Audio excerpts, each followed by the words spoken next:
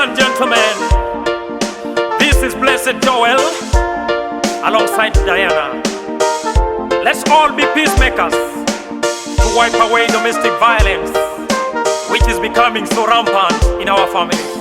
and this hinders development. Now listen.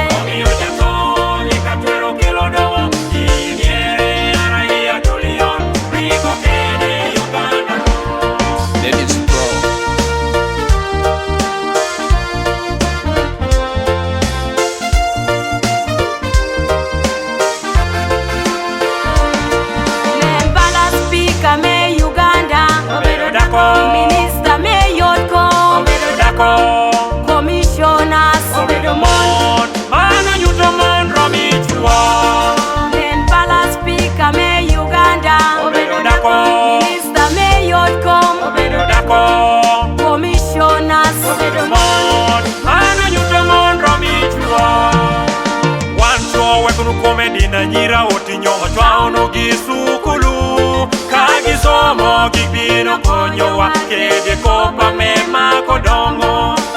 wancho wekunu komedina nyira otinyo chwaono gisukulu kagisomo gibino konyowa kede kopa mema kodongo wancho wekunu komechano mon dako ena pacho dako ena Uganda kede chano mon dako ena pacho dako ena Uganda kede wilo baluti you and women wanna boyo ekonet me koa wanna boyo ajange me popo wanna boyo bigelo kopa makodo you and women wanna boyo ekonet me koa wanna boyo ajange me popo wanna boyo Sky,